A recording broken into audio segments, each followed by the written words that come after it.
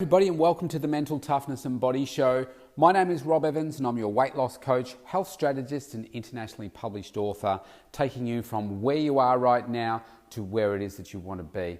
And today I want to talk to you about a really polarizing topic perhaps, and that is, do not put your kids first.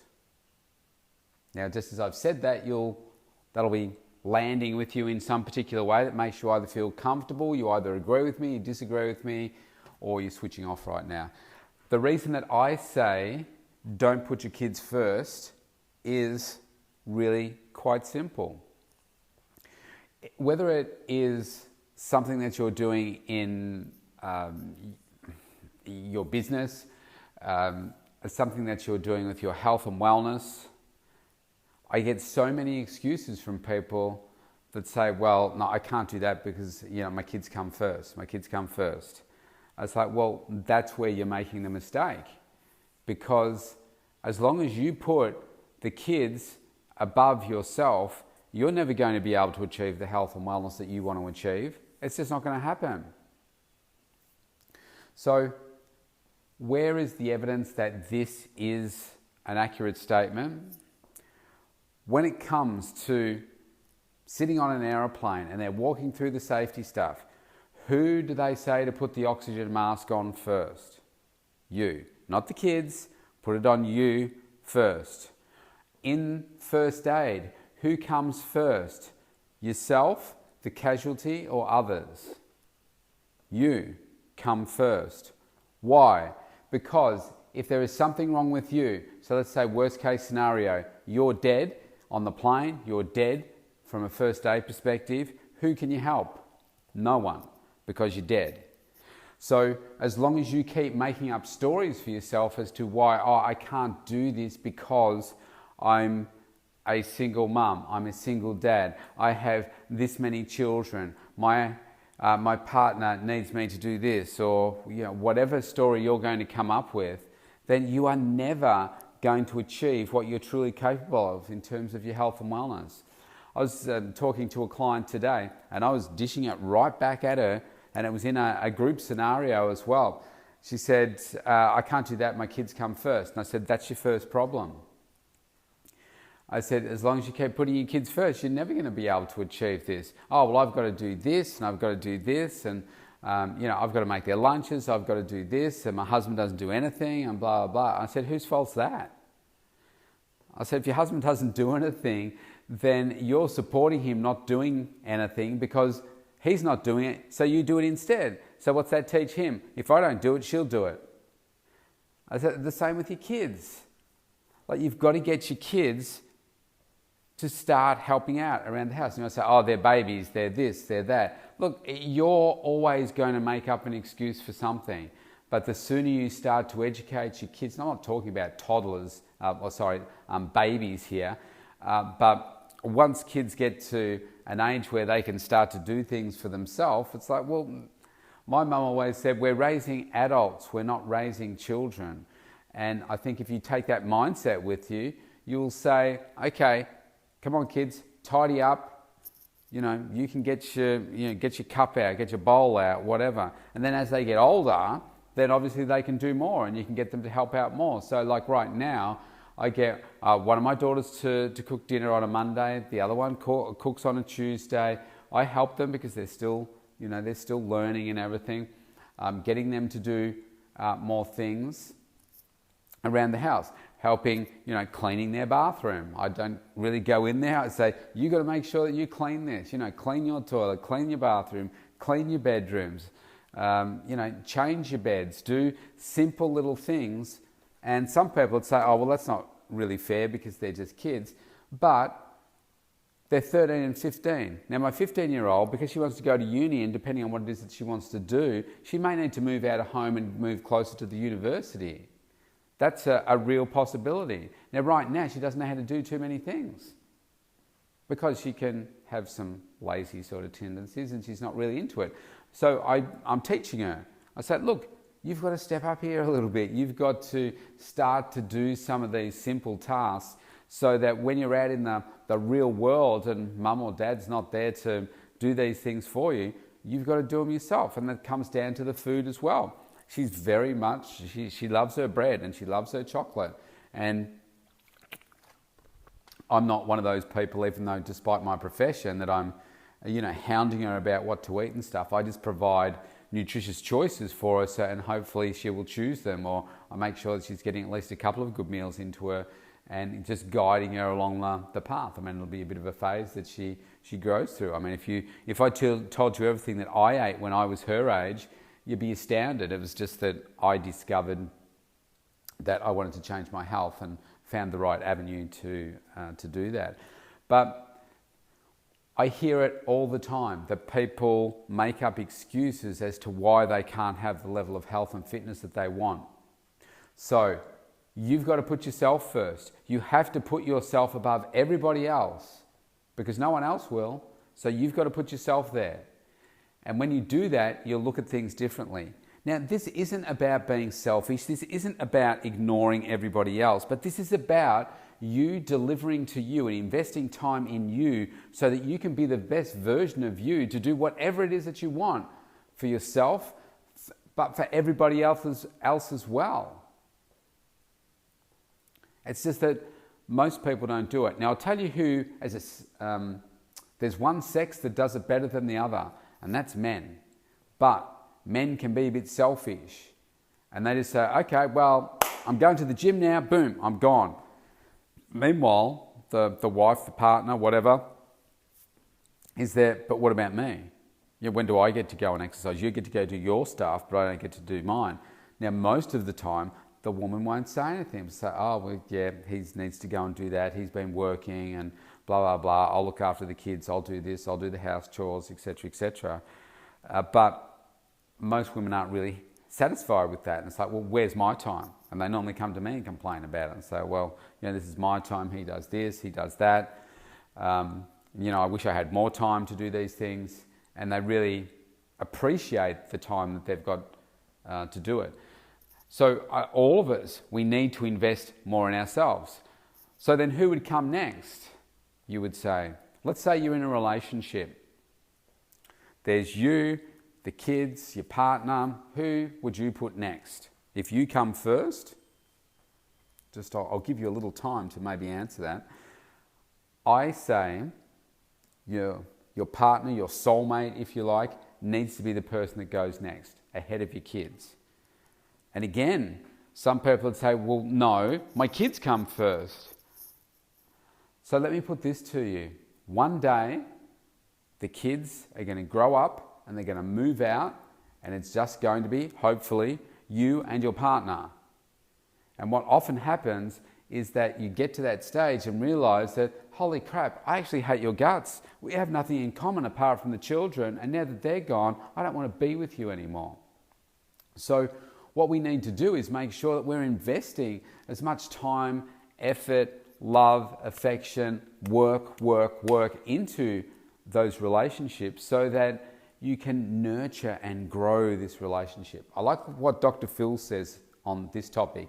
And he says, you want to find a mate, if you like, that is 80% of what you're looking for in somebody. The same values, beliefs, maybe interests, same parenting styles, good with money or whatever. So you get about 80% of whatever it is that you're looking for. And he says, then you build the other 20% together. And I think that's really powerful because most of us don't build anything in our relationships. Most of us just hang out together.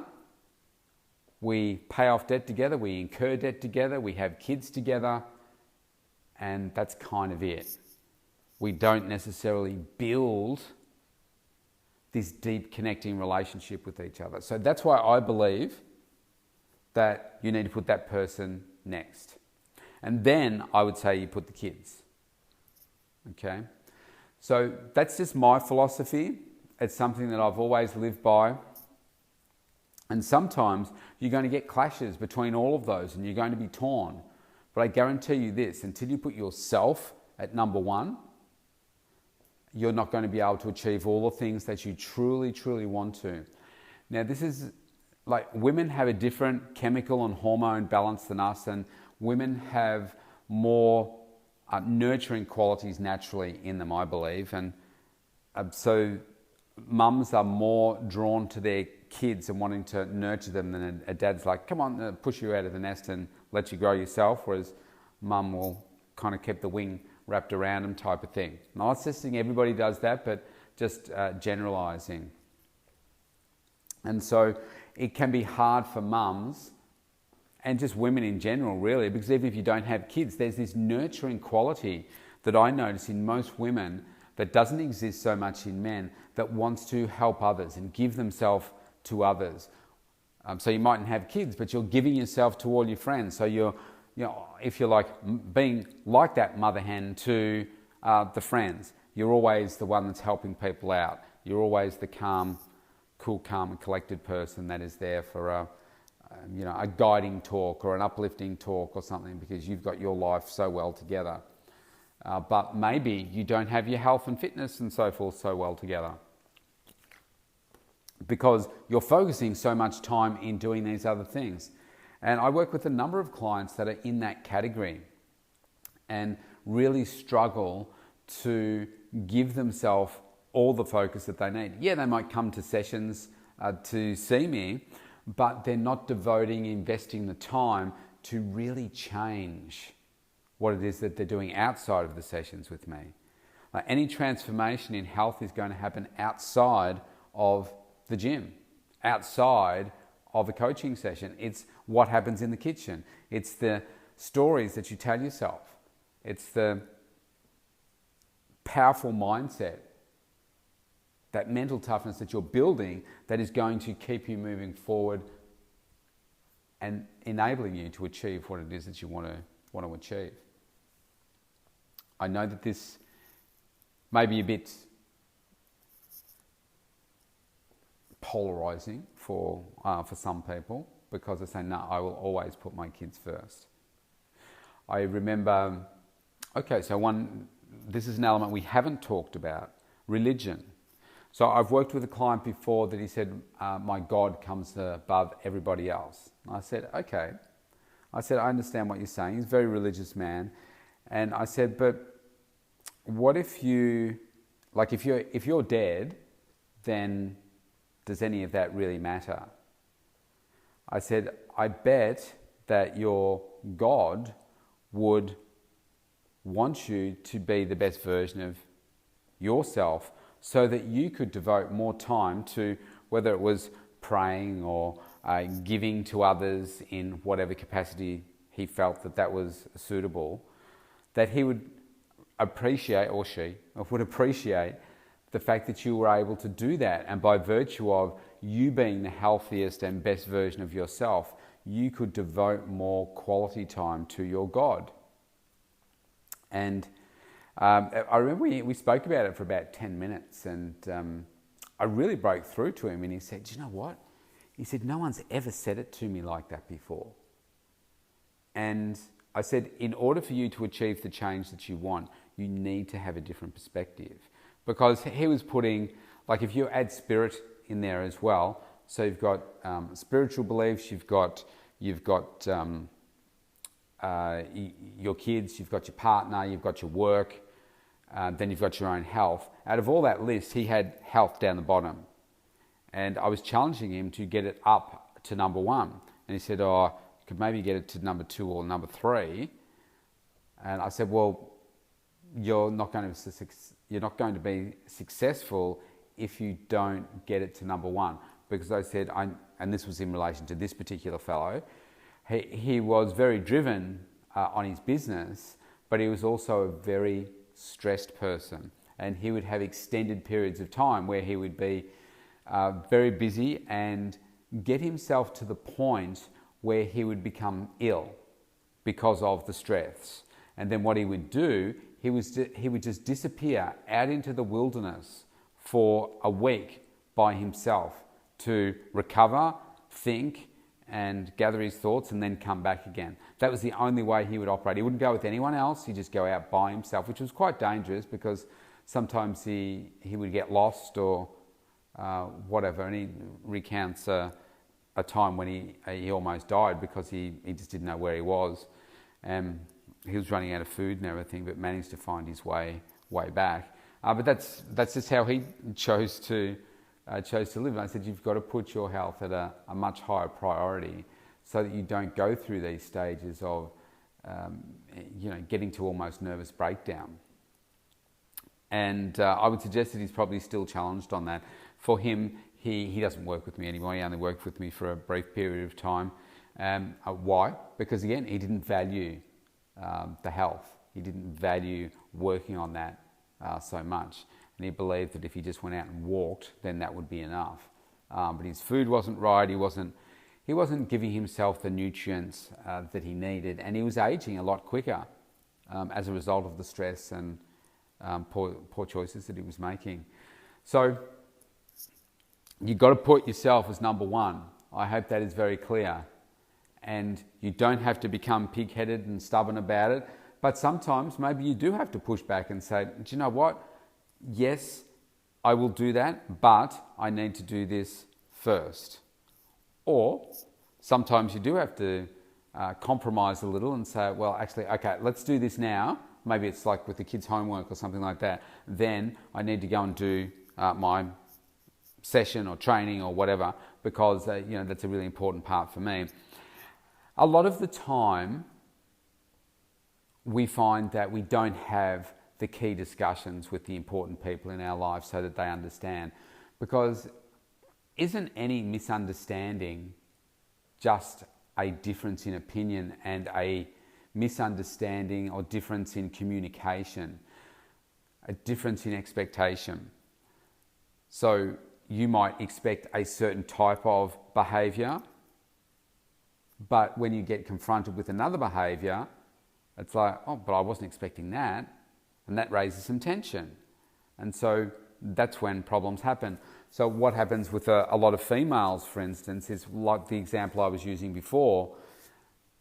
Their partner says, okay, I'm going to the gym. Now, there's no discussion about, do you need me to do anything, or can I do this, or let's go and do it together, or I'm going to do this, why don't you go and do yours now while I do this, because that happens sometimes. I'll take care of dinner and the kids, etc., while you go and do your exercise because you need it. Most people don't. That sounded wrong. You need it. But most people don't have those discussions. But instead, if rather than doing that, because you can imagine the tension, whether you've experienced this yourself or not, that builds up in that scenario. But instead, imagine this: if you came home and said, look, darling, I really need to do my exercise, or I want to do my exercise tonight, say at the start of the day, after my day at work. I know that you've been really busy. Can we do it together, if that's what you normally do, for instance? Or let's just say that you don't. She does her thing, you do your thing. And you say, look, I really want to do this tonight. What have we got on today? Are you okay if I go? And I say, yes. Okay, so I want to make sure that you get a chance to do your exercise this week. How are you going? Did you do yours today? Did you do this? Let me do something here to help you have some time tonight. Let me go to the gym. I'll come home. I'll go to the gym quickly tonight, and I'll come back home, and then why don't you have? I'll do all the tidying up or the cooking or whatever, and why don't you have a bath or a shower and read a book or whatever. I think when you have a more meaningful discussion, then you don't have this, okay, well, she's expecting this, he's expecting this, then bang. And yes, sometimes there might be a change there because just stuff happens in life. Maybe one of the kids was injured at work, or there's some surprise homework that's come up or whatever, and you can talk about it and say, okay, well, how can you still achieve that outcome? Maybe you can't, but maybe you can shift it to tomorrow. Because just emergencies happen and so forth. But when you put yourself as number one, you'll just be focused completely differently. You'll get a completely different outcome. And I think if you also focus on those people around you so that you don't just go and selfishly act on your part, but consider the others that are in your life as well, then that's really important. Like I have my discussion with my kids. I say, look, I need to go and do my cardio or whatever, or I need to go and do my workout. Why don't you come in with me and we can hang out together, or I'll just do this and then I'll be back and we'll do this together. Just so that there's always this expectation, or there's no expectation gap. If I'm gone for the whole day, for instance, and I'm supposed to be there, then obviously that's a big expectation gap. So, where do you put yourself right now before this podcast? Move yourself up to the top, because you're worth it. No one else will put you above them. So why don't you put yourself as number one? Because when you can give yourself everything that you need, you become the better version of yourself, so that you can then be a better person for all those other people in your life. That's the key to it. And unfortunately, most people don't do it. Where's the indicator of that? Well, this is just one element, but most of the population is overweight or obese. So clearly people aren't valuing that time, and people are putting too much energy into the stories that they tell themselves as to why they can't achieve what they want to achieve, why they can't have what they want to have, and instead just come to terms with accepting what it is that they are rather than changing it. So don't wait, do it now, enjoy the journey. Reach out to me on the mentaltoughnessandbodyshow.com. I'd love to have a chat with you. You can get your free consultation right there. See you tomorrow.